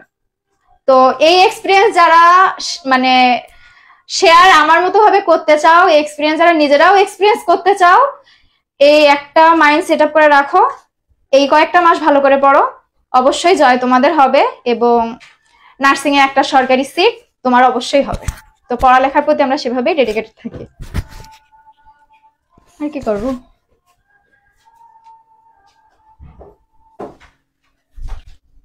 পরবর্তী দেখো প্রশ্ন একটা আছে, সেটা হচ্ছে কি সিনোনিম অ্যান্টোনিম প্রশ্ন, তাই না? Select the correct antonym. এখানে চাইছে কি অ্যান্টোনিম। আমাদের শিক্ষার্থীরা আসলে এত বেশি ব্রিলিয়ান্ট যে প্রশ্ন পড়ার আসলে টাইম পায় না, প্রশ্ন পড়ারটাও টাইম পায় না। কি করে যে সিনোনিম চাইছে নাকি অ্যান্টোনিম চাইছে এটা দেখবে না, প্রশ্ন দেখে মনে করবে একটা সিনোনিম অ্যান্সার দিয়ে দিই, ঠিক আছে? নেগেটিভ মার্ক নেই, এটা একটু বলে দিন। সিনোনিম অ্যান্সার দিয়ে দেবে, বাট এখানে চাইছে কি বলতো? চাইছে কি অ্যান্টোনিম। চাইছে কি বলতো? অ্যান্টোনিম। এটা হচ্ছে বোঝানোর কিছু নেই, যদিও এটা ডাইরেক্ট হচ্ছে তোমাদের মুখস্থ করতে হবে। তো তোমাদের আমি এই প্রশ্নটা রাখছি কেন, প্রত্যেক বছরই কিন্তু সিনোনিম অ্যান্টোনিম থেকে প্রশ্ন আসে। তো আমাদের পেইড বেসের যেসব স্টুডেন্ট আছো তাদের উদ্দেশ্যে একটা সুন্দর একটা নিউজ দেই ওয়ান শট ক্লাসের আগেই। এই যে ভোকাবুলারি যে টপিক গুলো আছে, যেখান থেকে তোমাদের প্রতি বছর 7 থেকে 9টা করে প্রশ্ন আসে। কয়টা? 7 থেকে 9টা। এই ভোকাবুলারি অনেকেই পারে না। বিভিন্ন প্ল্যাটফর্মে তোমরা ক্লাস করে দেখবে যে ভোকাবুলারি সম্পর্কে বিন্দুমাত্র নলেজও তোমাকে দেবে না, আর বলবে যে গ্রামারটা পড়াই দিচ্ছি, ভোকাবুলারিটা তোমরা বাসায় পড়ো। যদিও হ্যাঁ, ভোকাবুলারিটা নিজে পড়ে নিতেই হয়, তোমাকে পড়তে হবে। তারপরেও আমরা তোমাদের ওয়ান শট ক্লাসের মধ্যে ভোকাবুলারি জিনিসটাও দেখাবো। ইতিমধ্যে আমি কিন্তু খেয়াল করে দেখবা আমাদের ফ্রি যতগুলো ক্লাস হচ্ছে, গ্রামার থেকে ভোকাবুলারি টপিকটা আমি তোমাদের বেশি পড়াইছি। কেননা এই একটা এমন একটা জিনিস যেটাকে পড়তেই ভালো লাগে না, পড়তেই যায় না, যার কারণে ভোকাবুলারি বিষয়টা তোমাদের ফ্রি ক্লাসে কিন্তু বেশি বেশি পড়াইছি। তো ভোকাবুলারি প্রত্যেকটা টপিকের উপরে আমি তোমাদের পিডিএফ দিয়ে দেবো, এবং তোমাদের এতটুকু বললাম এই পিডিএফ গুলো একদম শতভাগ কমন উপযোগী, শতভাগ কমন উপযোগী। ইতিমধ্যে কিন্তু অনেকগুলো টপিক দিয়ে দিয়েছি। আর যেমন গ্রুপ ভার্বের একটা পিডিএফ দিয়েছি, তারপরে তোমাদের দেওয়া হয়েছে কি অ্যাপ্রোপ্রিয়েট প্রিপোজিশনের পিডিএফ দেওয়া হয়েছে, তাই না? অ্যাপ্রোপ্রিয়েট প্রিপোজিশনের কি পিডিএফ দেওয়া হয়েছে, এরকম সিনোনিম অ্যান্টোনিম, তারপরে স্পেলিং, ট্রান্সলেশন, এরকম প্রত্যেকটা টপিকের পিডিএফ কিন্তু আমরা তোমাদের ধীরে ধীরে সবগুলো দিয়ে দেবো। যেমন ইডিয়ম ফ্রেজ আছে, প্রত্যেকটা টপিকের আমরা কিন্তু যখন ওয়ান শট ক্লাস হবে আমরা তোমাদের স্লাইডে দেখাই দেবো, এবং সেই স্লাইডটা তোমাদের বাসায় দিয়ে দেবো, যার কারণে তোমরা এগুলো বাসায় বসে পড়তে পারবা। এটার অ্যান্সার কি হবে বলো? এটা অনেকে বলছে কেয়ারলেস, হ্যাঁ এটার অ্যান্সার এই হবে। এখানে আসলে তোমাদের কি বোঝাবে, এটা ডিরেক্ট হচ্ছে সিনোনিম অ্যান্টোনিম, এটা মুখস্থ করে নিতে হবে। কি করতে হবে? মুখস্থ করে নিতে হবে। চল আমরা পরবর্তী আমরা যদি যাই, তোমাদের দেখো আমরা এখানে একটু তোমাদের সাথে গল্প করি, এখানে তোমাদের সাথে একটু গল্প করি। শেষ মুহূর্তে আসলে একটা স্টুডেন্টের কি উচিত, আমি যদি অ্যাজ এ স্টুডেন্ট হিসেবে বিবেচনা করি, তোমাদের পড়ানো বাদ দিয়ে একটু গল্প করে দেখো, একটু মনোযোগ সহকারে গল্পটা শোনো। অ্যাজ এ স্টুডেন্ট হিসেবে যদি আমি চিন্তা করি, আমাদের অনলাইনে যারা কোচিং করে তাদের আসলে উচিত, অনলাইনে শিক্ষার্থীরা অনলাইনে তোমাদের একটা লিঙ্ক দেওয়া হয়, তাই না? এই লিঙ্কের মাধ্যমে তোমরা এক্সাম দাও, লিঙ্কের মাধ্যমে কি করো? এক্সাম দাও। পরীক্ষার হলে যখন তোমরা মনে করো নার্সিং এক্সাম তোমাদের হবে, তখন কি আর লিঙ্কের সিস্টেম থাকবে? লিঙ্কের সিস্টেম থাকবে না। তখন তোমাকে সরাসরি একটা পরীক্ষার ওয়েমার দেওয়া হবে, এবং পরীক্ষার একটা হলে কেন্দ্রে ওই ওয়েদারে বসে পরীক্ষা দেওয়া লাগবে। এখন তোমরা যে আনন্দে দুঃখে পরীক্ষা দিচ্ছ কতটা ইজি, বাট পরীক্ষার হল কিন্তু এতটা ইজি থাকবে না। অবশ্যই তোমার একটু টেন্স সিচুয়েশন থাকবে। তো নার্সিং যখন পরীক্ষা দেবো অবশ্যই তোমাকে ওয়েমার শিট, এবং এই ওয়েমার শিট সম্পর্কে তোমাকে অনেক অনেক ধারণা থাকা লাগবে। তো আমি তোমাকে একটা কথাই উপদেশ দিই, তুমি যেখানেই কোচিং করো বা যেখানে পড়াশোনা করো না কেন, তুমি যদি অনলাইন ভিত্তিক প্ল্যাটফর্মের সাথে যুক্ত থাকো, অবভিয়াসলি তোমার বাসায় এমন একটা জিনিস তোমাকে অবভিয়াসলি রাখা লাগবে। তুমি অনলাইনে হাজার এক্সাম দাও, কোনো লাভ নেই। লাভ আছে মানে আমি ওই জিনিসটা বোঝাচ্ছি না, তোমাকে অবভিয়াসলি তোমাকে প্র্যাকটিস করতে হবে ওয়েমার শিট পরীক্ষায়। এতদিন যাই করছো, আগামী 2 মাসে তোমাকে প্রতি সপ্তাহে ন্যূনতম 2 থেকে 3টা এক্সাম ওয়েমার শিটে দিতে হবে, ন্যূনতম 2 থেকে 3টা প্রতি সপ্তাহে। এখন থেকে, গত বছর কি করছো না করছো সেটা বাদ দিলাম, এখন থেকে প্রতি বছর ন্যূনতম 2 থেকে 3টা, প্রতি সপ্তাহে ন্যূনতম 2 থেকে 3টা তোমার ওয়েমার শিট। যে আমাদের তোমাদের ভর্তি হলে, অর্থাৎ আমাদের পরবর্তী রিস্টার্ট ব্যাচে যদি ভর্তি হও, তোমাদের এরকম একটা বই দেওয়া হবে, সেটার নাম কি? মডেল টেস্ট প্লাস ওয়েমার। এখন তোমার কাছে ওয়েমার আছে, মনে করো ওয়েমার তুমি ম্যানেজ করছো, but nursing standard model test তুমি কই পাবা? তুমি এই পরীক্ষাটা কই থেকে দিবা? তাহলে দুইটা জিনিস একসাথে লাগবে, ওয়েমার তো লাগবেই, পাশাপাশি তোমার কি মডেল টেস্ট লাগবে না, যেটা দেখে দেখে তুমি পরীক্ষা দেবা। এখানে তোমাদের 20 সেট কিন্তু নার্সিং স্ট্যান্ডার্ড প্রশ্ন দেওয়া আছে, ঠিক আছে? প্রত্যেকটা 100 মার্কের, অর্থাৎ 2000 প্রশ্ন এখানে নার্সিং স্ট্যান্ডার্ড দেওয়া আছে। এবং দেখো এই যে তোমার একদম নার্সিং এ যে পরীক্ষায় যে ওয়েমারটা থাকে ঠিক সেই রকম ওয়েমার কিন্তু এখানে দেওয়া আছে। অর্থাৎ বাসায় বসে বসে তুমি পরীক্ষা দেবা এবং পরীক্ষা দেওয়ার পরে অ্যান্সার দেখে নিজে নিজে জাজ করবো। যেহেতু অনলাইন স্টুডেন্ট, তোমাকে নিজে থেকে একটু কষ্ট করতে হবে। অফলাইনে যেমন আমরা ওয়েমার শিটের পরীক্ষা নিয়ে আমরা দেখা যাচ্ছে সরাসরি দেখতে পারি, বাট অনলাইনে তো এই সুযোগটা যেহেতু নাই, তো তোমাদের কথা বিবেচনা করে আমরা কিন্তু এই বইটা নিয়ে আসছি। এই বইয়ে ওয়েমার শিট আছে, এই যে তুমি পৃষ্ঠা উল্টালে দেখবে আরো ওয়েমার আছে, ঠিক আছে? এই ওয়েমার শিটে তুমি পরীক্ষা দিতে পারবা, পরীক্ষা দিয়ে পরে কিন্তু অ্যান্সার শিট হয়ে দেওয়া আছে। এই যে অ্যান্সার শিট 1, অ্যান্সার শিট কিন্তু আমরা মডেল টেস্টের নিচে রাখি না, নিচে রাখলে স্টুডেন্ট অনেক ফাঁকিবাজ কি করে, মডেল টেস্ট দিয়ে আগে চোখ পড়ে যায়। সো আমরা অ্যান্সার শিট রাখছি এক জায়গায়, মডেল টেস্ট আরেক জায়গায়। এই যে প্রত্যেকটা মডেল টেস্টের অ্যান্সার দেওয়া আছে। তো তুমি ওই মাসে এটা পরীক্ষা দেওয়ার পরে পরবর্তীতে কিন্তু তুমি অ্যান্সার শিট দেখে মিলিয়ে কত মার্কস অর্জন করছো সেটা নিজেকে জাজ করতে পারবা। এটা তোমার নিজেকে জাজ করতে হবে, যেহেতু এটা অনলাইন ভিত্তিক সিস্টেম, আমরা চাইলেও তোমাদের দিতে পারবো না। যারা আমাদের রেজিস্টার্ড ব্যাচে ভর্তি হবে, এই 3টা বই কিন্তু তোমার ঠিকানায় চলে যাবে, ঠিক আছে? মডেল টেস্ট যেটা আমি দেখালাম, তারপরে যেখানে আছে হচ্ছে সাজেশন প্লাস প্রশ্ন ব্যাংক বই, সবগুলো বই তোমার ঠিকানায় কিন্তু আমরা পাঠিয়ে দিব রেজিস্টার্ড ব্যাচ। আর রেজিস্টার্ড ব্যাচে কিন্তু আমাদের প্রত্যেকটা ক্লাস লং টাইম ক্লাস হবে, ওয়ান শট ভিত্তিক ক্লাস হবে, এবং প্রত্যেকটা সাবজেক্টের টিচার সম্পর্কে আর আসলে আলাদা করে বলার কিছু নেই।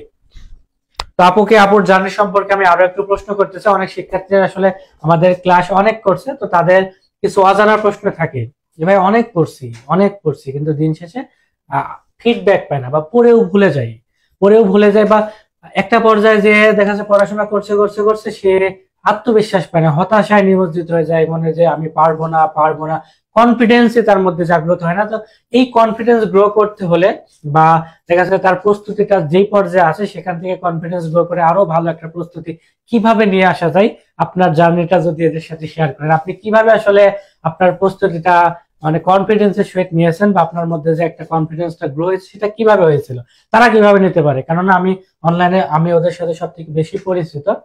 সেক্ষেত্রে সবার মধ্যে একটা জিনিস আমি দেখতে পাচ্ছি, সেটা হচ্ছে তারা পড়াশোনা করতে গিয়ে অনেক পড়াশোনা করে, অনেক এক্সাম দেয়, আমাদের ক্লাসের তো শেষ নেই, ক্লাস করে হাঁপায় যায়, এক্সাম দিতে হাঁপায় যায়, দিন শেষে তাদের মধ্যে একটা হতাশা কাজ করে যে আমি কি আদৌ পারবো, আমার দ্বারা কি সেটা সম্ভব, আমার ভিতরে কি সেই পোটেনশিয়ালিটি আছে, এটা তাদের মধ্যে কাজ করে। তো তাদের উদ্দেশ্যে যদি এই পোটেনশিয়ালিটি সম্পর্কে কিছু বলেন, তারা কিভাবে আসলে নিজেকে মোটিভেট রাখতে পারে সে সম্পর্কে, আপনার জার্নি সম্পর্কে একটু শেয়ার করুন, যাতে তারা একটু নিজেকে মোটিভেট রাখতে পারে এবং শেষ মুহূর্তে তারা সেই মোটিভেট অনুযায়ী পড়াশোনা করে দিন শেষে সাকসেস পর্যন্ত তারা যেতে পারে। তো আমরা এই যে ভাইয়ার মুখে শুনলাম যে আমরা সবাই অনেক অনেক এক্সাম দিই, এক্সামে কিন্তু আমরা সবাই টপ করি না। আবার এমনও দেখা যায় যারা টপ করছে তারা কোথাও চান্স পায়নি, এরকম কিন্তু হয় আমাদের সাথে, এটা কিন্তু স্বাভাবিক। তো আমরা যখন পরীক্ষা দিতে দিতে নাম্বার কম পাই, টুকটাক নাম্বার কম পাই, এটা আমাদের মন খারাপ হয়ে যায় না প্রচুর? তবে দেখবে যে আমরা যে প্রশ্নগুলো পারছি না সেগুলো আমাদেরকে অ্যানালাইসিস করতে হবে, ঠিক আছে, কিন্তু ওই যে আমি নাম্বার কম পাচ্ছি এটা নিয়ে যে আমরা মেন্টাল একটা ট্রমার ভিতরে চলে যাব, এরকম কোনো ব্যাপার না। আমি পারছি না, এটা পরের বার পারবো, থাক আমার নাম্বার, আমি এভারেজ স্টুডেন্ট থাকি, সমস্যা নেই। আমার তো ঢাকা নার্সিং কলেজের এক পজিশন আমাকেই হতে হবে, ওটাই আমার লাগবে, এই টেন্সে সবার থাকা ভালো, কিন্তু এটা তো সবাই থাকবে না, একজনই হবে, ঠিক আছে। তবে আমার চাই একটা সরকারি নার্সিং কলেজের সিট, আমি আমার মাথা ঠান্ডা রেখে পড়বো, আর সব পড়বো না, আমার কতটুকু পড়ার দরকার আমি ততটুকু পড়বো। ভাইয়া বললো না যে পারফেক্ট প্ল্যানিং পারফেক্ট প্র্যাকটিস, এই প্ল্যানিংটা দেওয়ার জন্য সবসময় আমরা আছি তোমাদের সাথে, আমাদের গাইডলাইন আছে, আমাদের বই আছে, আমাদের মডেল টেস্ট বুক আছে, তোমরা নিজেদের একটা অ্যানালাইসিস ক্ষমতা তো আছেই, যে তোমার কোথায় ঘাটতি সেটা তোমাকে দেখতে হবে। আর আমার বারে যেমনটা হয়েছিল আমি বলি, আমার বাবার কলিগের মেয়ে, সে ওকে আমি কম্পিটিটর মানতাম কি মানতাম না, সে আমার বান্ধবী ছিল, সব ঠিক আছে, আমার বাবা ওর নাম্বার নিয়ে খুব এক্সাইটেড ছিল, প্রত্যেক দিন এসে ও এত পাইছে, মানে আমি ডিপ্রেসড হয়ে যেতাম ওর নাম্বার নিয়ে। সে কোথাও চান্স পাইনি। এটাই আমাদের রিয়ালিটি, সবাই চান্স পাবে না, তুমি চান্স পাবে, এই আত্মবিশ্বাস তোমার ভিতরে থাকতে হবে। আমি কেন আরেকজনের থেকে বেশি ভালো হব না, সেই অনুযায়ী আমাকে কাজ করতে হবে। সব পড়া আমার মাথায় রাখা সম্ভব না, এটা ঠিক, এবং প্রত্যেক পরীক্ষায় যে ভালো করব এটাও না। আমি আগের পরীক্ষায় কেন খারাপ করেছি, কি খারাপ করেছি, কি বিষয়টা আমার একটু দুর্বল রয়েছে, কি কি গুলো আমি ভুল করেছি সেগুলো আমার একটু মাথায় রেখে চলতে হবে। আর অবশ্যই আমাদের প্রশ্ন প্যাটার্ন যেমন হয়, প্রশ্ন আমরাই তো পরীক্ষা দেব, চান্স তো আমাদেরকেই পেতে হবে। আসমান থেকে তো আর কোশ্চেন নিয়ে আসবে না, আমাদের স্ট্যান্ডার্ড কোশ্চেনই হবে।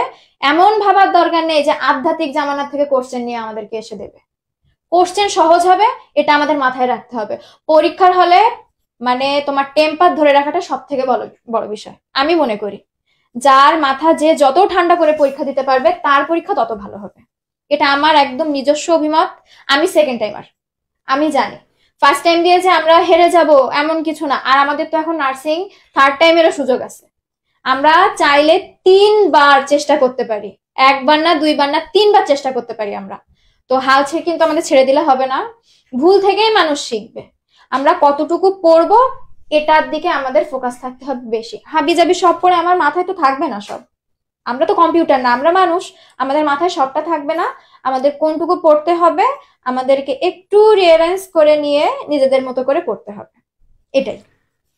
আপু যে তোমাদের বলছে যে আত্মবিশ্বাসের কথা, সেখান থেকে ছোট্ট একটা আমি গল্প বলি।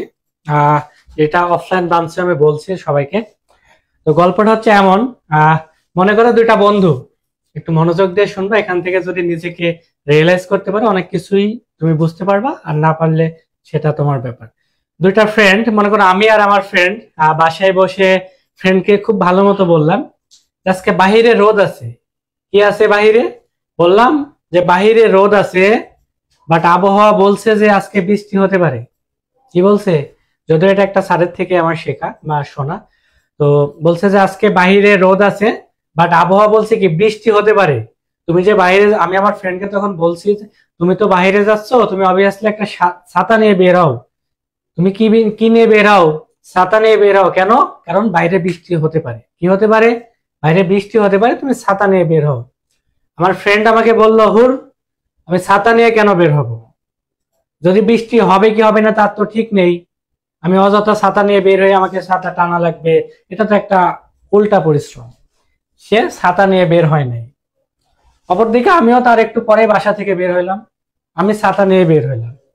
এখন আমার প্রশ্ন হচ্ছে, মনে করো বৃষ্টি হলো না, মনে করো বৃষ্টি থেকে আমি রক্ষা পেলাম না, বৃষ্টি হলো না, বাট আমি কি রোদ থেকে মুক্তি পাইছি? আমি কি রোদ থেকে মুক্তি পাইছি? বাইরে রোদ আছে, বাট বৃষ্টি হওয়ার একটা সম্ভাবনা ছিল, এজন্য তাকে বলছিলাম ছাতা নিয়ে বের হতে। সে ছাতা নিয়ে বের হয় নাই। কেন? কারণ সে ভাবছে বৃষ্টি হবে কি হবে না, এটা এটা আগেই ভেবে কেন আমি ছাতা নিয়ে বের হবো। বাট আমি ভাবলাম বৃষ্টি হোক বা না হোক আমি ছাতা নিয়ে বের হই।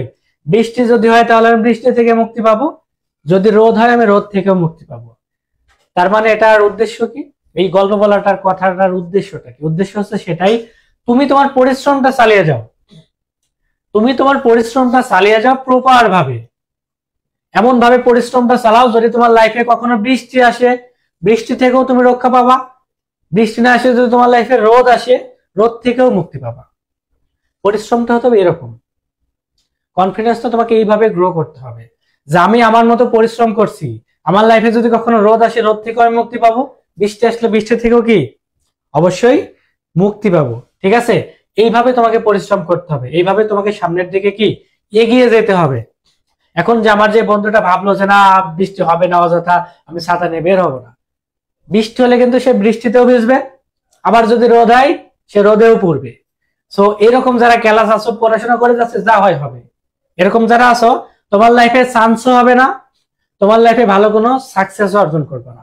বাট যদি তুমি ছাতা নিয়ে বের হও, যদি তোমার পরিশ্রমটার সাথে থাকে, ছাতা নিয়ে বের হও, তাহলে তুমি বৃষ্টি থেকেও মুক্তি পাবা, রোদ থেকেও কি মুক্তি পাবা। আলটিমেট সাকসেস হতে বা তোমরা মনে করতে পারো নার্সিং এর চান্স পাবা, বাট আমি মনে করি না তোমার সারা জীবনের সাকসেস নার্সিং এর চান্স পাবা। আমি মনে করি একটা মানুষের জীবনে সাকসেস সেটাই, সে একটা ভালো মানুষ, তার দ্বারা মানুষের উপকার হয়, সেটা হচ্ছে একটা ভালো মানুষ। আর এটার পৌঁছাতে সব থেকে ভালো মাধ্যম হচ্ছে তোমরা। কারণ নার্সিং এর চান্স পেলে তোমরা একটা ভালো নার্স হতে পারবা।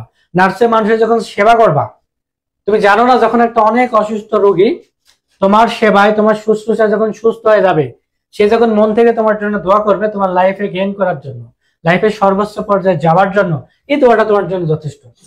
মানুষ মন থেকে তখন দোয়া করে যখন তার সর্বোচ্চ পর্যায়ে তুমি হেল্প করো। একটা মানুষ খুবই মনে করো মুমূর্ষু অবস্থায় আছে, মুমূর্ষু অবস্থায় আছে, ওই অবস্থায় যদি একটা ডাক্তার, সে বাঁচবে কিনা ঠিক নেই, বাট একটা ডাক্তার নার্সের সেবার কারণে দেখা যাচ্ছে সে আস্তে আস্তে আস্তে তার প্রাণটা ফিরে পাইছে, তখন তার পরিবার পরিজন আত্মীয় স্বজন যেই দোয়াটা করবে তোমার উদ্দেশ্যে, তোমার জীবনে এগিয়ে যেতে, তোমার জীবনটা এগিয়ে যেতে, তোমার জীবনটা সাকসেস পেতে, এটাই যথেষ্ট। আর আমার জীবনে সাকসেস কি? টাকা। হ্যাঁ, টাকা সবার একটা গোল থাকে যে টাকা ইনকাম করবে, টাকা।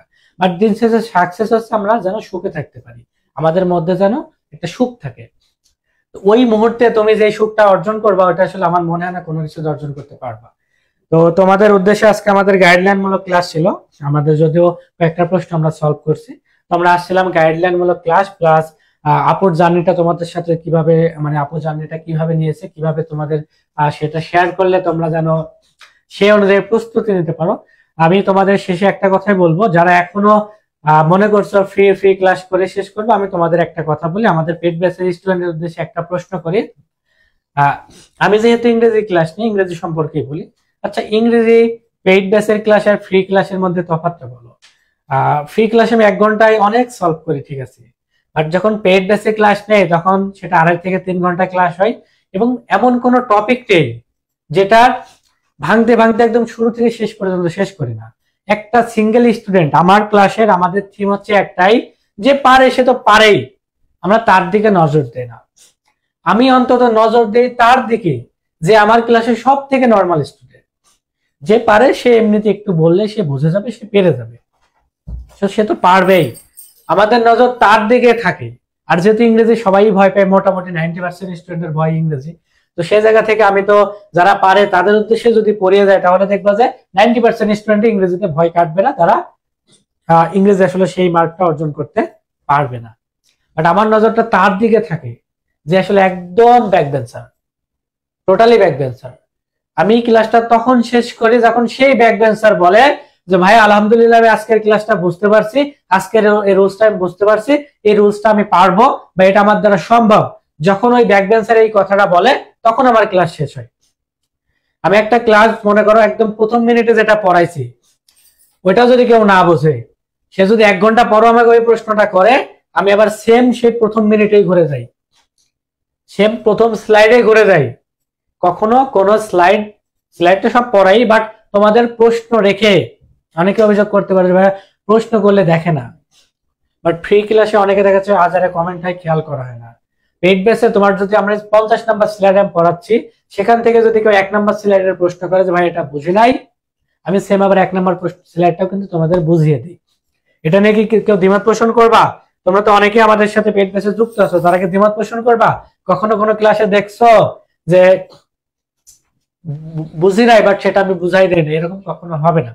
সো ইংরেজিটা যেহেতু সবার ভয় থাকে, ইংরেজিটা বেশি ভয় থাকে, বিজ্ঞান আছে বা তোমাদের দেখা যাচ্ছে ম্যাথ আছে, প্রত্যেকটা সাবজেক্টের টিচার কিন্তু আমাদের অনেক ভালো ভালো শিক্ষক, তারা অনেক সুন্দরভাবে তোমাদের বুঝিয়ে দিবে। আর ওয়ান শট ক্লাসগুলো অনেক মারাত্মক ক্লাস হবে, আগেই বললাম মারাত্মক ক্লাস হবে। আমরা তোমাদের ধরিয়ে দেব আমাদের যে অ্যানালাইসিস আছে, যে অ্যানালাইসিস করছি বিগত 2-3টা বছর ধরে, এই অ্যানালাইসিসের সম্পূর্ণ বিষয়টা তোমাদের আমরা ওয়ান শট ক্লাসে ধরাই দিব, বলে দিব যে এই জিনিসটা পড়ো, এখান থেকে পড়ো, একটা জিনিস কমন আসবে, এইটা পড়ো, ঠিক আছে। জাস্ট তোমাদের সর্বশেষ যে সাজেশন ক্লাসটা দিব, আমি তোমাদের বললাম ওখানে জাস্ট 100টা আমি লাইন দিয়ে দেবো, 100টা লাইন দেবো, এটুকু পড়বা, দেখবে এখান থেকে অনেক মার্কস তোমরা হুবহু কমন পেয়ে যাবে। তো যাই হোক, তোমাদের প্রস্তুতি সম্পন্ন করতে যারা এখনো মনে করো যে ঝামেলার মধ্যে আছো, প্রস্তুতি পারফেক্ট না, আমরা গল্প করতে আসছি, তোমাদের সাথে গল্পই করলাম, ক্লাসটা অনেক নিলাম, আরো অনেক নিব বেঁচে থাকলে, ক্লাসের উপরে থাকবে, ক্লাস যেতে যেতে জীবনটাই শেষ হয়ে যাবে, ক্লাসে শেষ হবে না, কিন্তু তোমাদের চান্স পাওয়াটা সবার ভাগ্যে জুটবে না, এটাই বাস্তবতা, মেনে নিতে হবে। তো সেক্ষেত্রে তোমাদের উদ্দেশ্যে একটাই বলবো, যাদের প্রস্তুতি সম্পূর্ণ হয় নাই, তো বড় ভাই হিসেবে বললাম, নট পালসের একজন টিচার হিসেবে, বড় ভাই হিসেবে বললাম যে আমাদের রিস্টার্ট বেসে চলে আসো, এসে আমাদের ওয়ান শট ক্লাসগুলো করো, নিয়মিত এক্সাম দাও, দেখবা অবভিয়াসলি তোমার প্রস্তুতিটা আগে যেমন ছিল তার থেকে অনেক বেশি গুছিয়ে গেছে। আর তোমার কোন সাবজেক্টের সমস্যা সেটা আমাদের জানাতে পারো। তোমরা ভর্তি হতে চাইলে অবশ্যই যদি কারোর আর্থিক সমস্যা থেকে থাকে, আমাদের আইডি তো মোটামুটি সবার জানা আছে, তো সেক্ষেত্রে আমাদের সাথে কন্ট্যাক্ট করতে পারো যে ভাইয়া আমি আসলে ভর্তি হতে চাই, কিন্তু আমার আসলে আর্থিকগত একটু সমস্যা রয়েছে, যার কারণে আমি ভর্তি হতে পারছি না, বা ভর্তি চাইও আসলে মন থেকেও আমি ভর্তি পাচ্ছি না। এরকম যারা আছো আমার সাথে অন্তত মানে কন্ট্যাক্ট করে আমি তোমাদের সাথে অবশ্যই সেটা যোগাযোগ করব। তো তো যাদের সমস্যা আছে আমাকে জানাতে পারো, ঠিক আছে? আর যাদের সমস্যা নেই তারা দ্রুত আমাদের স্টার বেসে ভর্তি হতে পারো। আগামী 10 তারিখ থেকে ক্লাস শুরু হবে, আগামী 10 তারিখ, ঠিক আছে? আজকে 8 তারিখ, আগামীকাল 9 তারিখ, আগামী পরশুদিন আমাদের রিস্টার্ট ব্যাচের ওয়ান শট ক্লাস শুরু হবে এবং ওয়ান শট ক্লাসের স্লাইড বা পিডিএফ, প্রত্যেকটা ক্লাসের পিডিএফ আমরা তোমাদের প্রোভাইড করব। যেমন ক্লাস করবা, ক্লাস করে যেটা বুঝতে পারবে না সেটা নোট থেকে বা স্লাইড থেকে তোমরা দেখে নিতে পারবে, ঠিক আছে? তো আপু শেষ মুহূর্তে তাদের উদ্দেশ্যে কিছু বলে দেন, বিদায়ী ভাষণ। তোমাদের জন্য শেষ মুহূর্তের বিদায়ী ভাষণ হচ্ছে, আমি যে নিউরন পড়বো নাকি অন্য গাইড পড়বো এটা নিয়ে মাথা ঘামিও না। তোমরা আগের কোশ্চেন প্যাটার্নটা ফলো করো, কোশ্চেন ব্যাংকটা সম্পূর্ণভাবে সলভ করো। আর ওটাই যে ঠিক এমনটাও না, তুমি নিজে অ্যানালাইসিস করো এর উত্তর এটা ঠিক কিনা। তোমারই তো বই, তোমারই কোশ্চেন, তোমার বড় জাস্ট এক ব্যাচ বড় ভাইয়া আপুরা ওই কোশ্চেনে পরীক্ষা দিয়ে গেছে। তো তুমি নিজে অ্যানালাইসিস করে দেখো কোন বইটা ভালো কোন বইটা খারাপ। এটা নিয়ে তো মাথা ব্যথা করে আমার লাভ নেই। আমাকে নির্দিষ্ট একটা জায়গায় আমি একটা দিকে ফলো করব, সেখান থেকে আমাকে অ্যাডভাইস দেওয়া হবে, আমাকে গাইডলাইন দেওয়া হবে, আচ্ছা, আমি একটা কথা সেই বলি। অনুযায়ী কাজ করে আপু যাবো। বইয়ের কথা বললো তাই না? আমার ওরা অনেকে কমেন্ট করছে না সেই না, জন্য আমি আমাদের বলছি। পেইড ব্যাচে শিক্ষার্থীরা একটু বলো, আমি আজ পর্যন্ত কখনো কোনো বই পড়াইনি। আমি আমার ইংরেজিটা কঠিন সাবজেক্ট না, তারপরেও পেইড ব্যাচের স্টুডেন্টরা কারো কি বই পড়া লাগছে আজ পর্যন্ত কোনো কোশ্চেন সলভ করতে হলে? একটু কমেন্টে জানাও তোমরা। আমি এইভাবে বলছি যে তোমাদের কোনো বই পড়া লাগবে না। আমি প্রত্যেকটা ক্লাস লং টাইম ক্লাস নিব, তোমাদের ক্লাসে যে ইনফরমেশনটা দিব সেই ইনফরমেশনটা তোমার জন্য যথেষ্ট। প্র্যাকটিস করবা, প্র্যাকটিসের জন্য শিট দিয়ে দেব, পিডিএফ শিট, যেটা একেবারে নার্সিং স্ট্যান্ডার্ড। সো এতটুকু তোমার ইংরেজির জন্য 100% যথেষ্ট, নট এভারেজ। আমি একদম 100% যথেষ্ট বললাম। তো প্রত্যেকটা ক্লাস, কোনো ক্লাসে আমি বলি না যে তোমরা এই বইটা পড়ো বা এই বইটা পড়তে পারো, কোনো বই পড়ি নাই। আমি আমার স্টুডেন্টদের এমন ভাবে গড়ে তুলছি তাদের কোনো বই লাগবে না। তাদের কাছে যে খাতা আছে, যত বই বলো সেই বইয়ের থেকে সে খাতা অনেক গুণ দামি, কারণ তাদের খাতায় যা আছে একটা বইও তা নেই, একটা বইও এত সুন্দর করে বোঝানো নেই একটা খাতাতে যা আছে। অন্তত আমি মনে করি আমার পালসের স্টুডেন্টের কাছে ইংরেজির যে নোটটা আছে এটা একটা বইয়ের চেয়েও দামি। প্রত্যেকটা টপিক এমন পুঙ্খানু ভাবে প্রথম থেকে শুরু করে শেষ পর্যন্ত এমন ভাবে পড়ানো আছে, এমন ভাবে বোঝানো আছে, এমন রুলস দেওয়া আছে, এমন এক্সাম্পল দেওয়া আছে যেগুলো প্রত্যেকটা পর্যায়ে তোমার কাজে লাগবে এবং এটা তোমার যথেষ্ট। আমি এতটুকু বললাম, শুধু নার্সিং না, তুমি যদি ভার্সিটি এক্সাম দাও, তুমি যদি মেডিকেল এক্সাম দাও, ইভেন তুমি যদি বিসিএস এর গ্রামার সলভ করতে চাও, ইভেন বিসিএস এর গ্রামার তো ভার্সিটি থেকেও সহজ হয়, ভার্সিটির গ্রামার তো আরো কঠিন হয়, গ্রামারের কথা বললাম, ঠিক আছে? তো আজ পর্যন্ত কখনো আমি কোনো বই পড়তে বলি না, তোমরা এত বই পড়ো। আমি জাস্ট বলি যে আমার ক্লাসের নোটটা পড়ো, এটাই যথেষ্ট। আর যথেষ্ট কিনা এক্সামের পরে বুঝতে পারবো। যারা ভরসা করে তারা অবভিয়াসলি ভালো কিছু করে, যারা মনে করো যে ভরসা করে না তারা এরকম ভাবেই থেকে যায়। তো যাই হোক, তোমাদের সবাইকে অনেক অনেক ধন্যবাদ যে এতক্ষণ ধৈর্য ধরে আমাদের এই বকবকানি শুনছো, তাই না? যদিও বকবকানি না, তোমাদের জন্য এটা অবশ্যই অনেক বেশি হেল্পফুল, কারণ পড়াশোনা তো আমরা প্রতিনিয়ত করি, বাট পড়াশোনার বাহিরে কোন কথাগুলো আমাকে মোটিভেট রাখবে, পাশাপাশি কিভাবে পড়লে আমার পড়াটা আরো বেশি ইফেক্টিভ হতে পারে সেটা নিয়ে আজকে আলোচনা করছি। এবং আপুর সাকসেস যে জার্নিটা আছে সেই জার্নি সম্পর্কে আপু অনেক কিছু বলছে, আমিও তোমাদের অনেক কিছু বলছি। তো যাই হোক, তোমাদের সবাইকে এতক্ষণ সাথে থাকার জন্য অসংখ্য অসংখ্য ধন্যবাদ জানাই। তোমরা সবাই ভালো থাকো, সুস্থ থাকো, সবাই সরকারি নার্সিং কলেজে চান্স পাও, সবার জন্য এই দোয়া রইল, ঠিক আছে? সবাই ভালো থাকো, সুস্থ থাকো, আল্লাহ হাফেজ। আল্লাহ হাফেজ সবাই, টাটা, বাই বাই। টাটা। সবাই ভালো করে পড়ো।